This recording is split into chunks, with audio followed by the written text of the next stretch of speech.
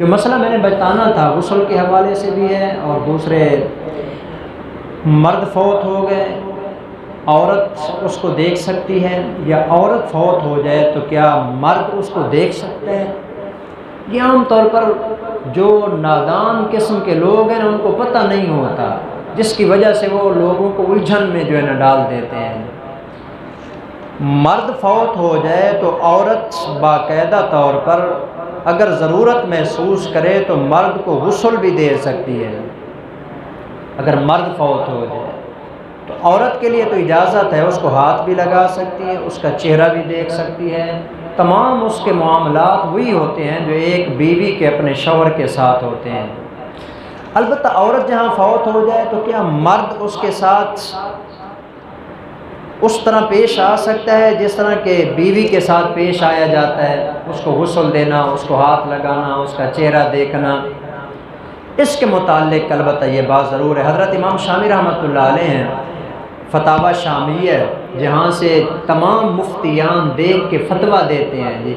انہوں نے تو اس کے متعلق یہ لکھا ہے کہ جب حضرت فاطمہ کا انتقال ہوا تھا تو باقاعدہ طور پر ان کو غسل حضرت علی نے خود دیا تھا، حضرت علی رضی اللہ تعالیٰ عنہ نے خود غسل دیا تھا۔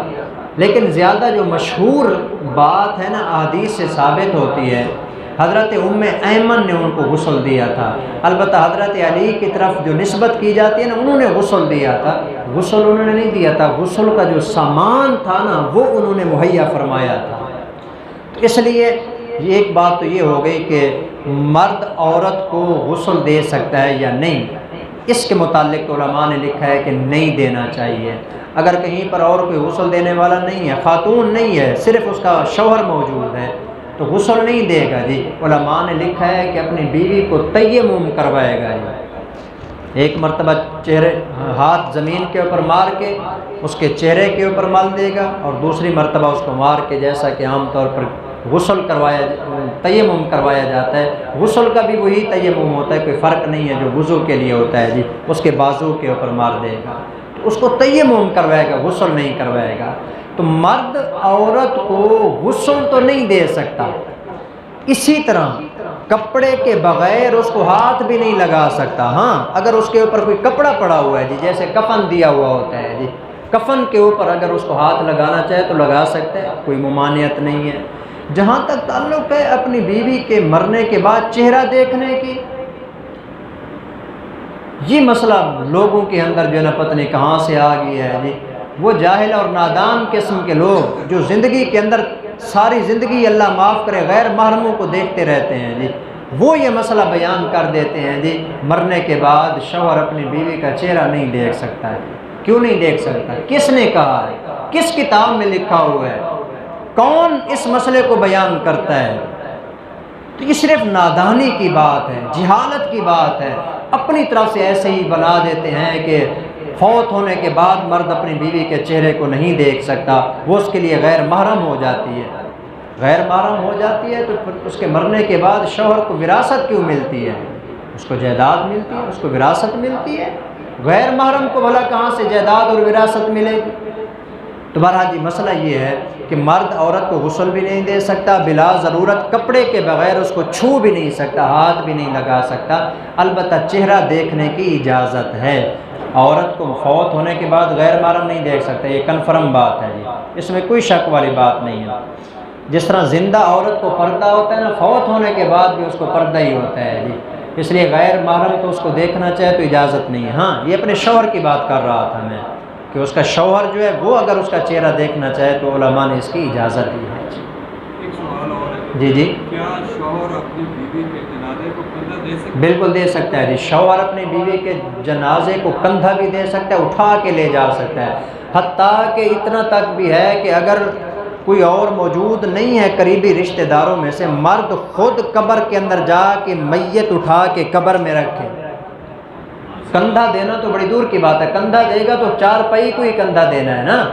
اس کے وجود کو تو اس نے ہاتھ نہیں لگانا، اس لیے کہ جس وقت عورت کفن میں لپٹی ہوئی ہے تو کفن کے اوپر سے مرد کو اپنی بیوی کو ہاتھ لگانا جائز ہوتا ہے جی، تو اس لیے اگر قبر کے اندر بھی وہ اتارنا چاہتا ہے تو وہ قبر کے اندر بھی اتار سکتا ہے۔ ہاں البتہ بہتر طریقہ یہ ہے کہ اس کے جو محرم رشتہ دار ہیں، بیٹے ہو گئے، بھتیجے ہو گئے، بھانجے ہو گئے، جن کے ساتھ نکاح ہمیشہ کے لیے حرام ہوتا ہے، وہ اگر میت کو قبر میں اتارے تو یہ بہتر ہوتا ہے۔ لیکن ضرورت ہو تو مرد اس کو چھو بھی سکتا ہے، اس کو ہاتھ بھی لگا سکتا ہے، اور اس کو کندھا دینے میں تو بہرحال کندھا دینے کی جو بات ہے نا، آپ کو کبھی حیرانگی نہیں ہوئی اس مسئلے کے اندر؟ اجنبی مرد بھی کندھا دے سکتا ہے، اجنبی آدمی ہے نا، اجنبی آدمی وہ بھی کسی عورت کی میت کو کندھا دینا چاہے تو دے سکتا ہے۔ شوہر نے کیا قصور کر دیا کہ اس کو کندھا دینے کی اجازت نہیں ہے؟ ایسی جہالت کی باتیں ہیں جو لوگوں کے اندر مشہور کر رکھی ہیں لوگوں نے، اس کی کوئی حقیقت نہیں ہے۔ یہ پوچھ رہے ہیں جی کہ آپ نے کہا ہے کہ شوہر اپنی بیوی کو کپڑے کے بغیر ہاتھ نہیں لگا سکتا، جی نہیں لگانا چاہیے۔ جب وہ تیمم کروائے گا تو ظاہر ہاتھ تو لگے گا، بات تو ٹھیک ہے، لیکن وہ مجبوری کی حالت میں، جو اس وقت ہے جس وقت اور کوئی غسل دینے والی عورت موجود نہ ہو، جی اضطراری حالت ہے، اضطراری، اور اضطراری حالت میں کوئی شریعت کے احکام ایسے ہیں جو جائز نہیں ہوتے، وہ بھی جائز ہو جاتے ہیں۔ تو یہ مجبوری کی حالت ہے، تو مجبوری کی حالت کے بغیر اس طرح کرنا یہ جائز نہیں ہوتا ہے۔ جی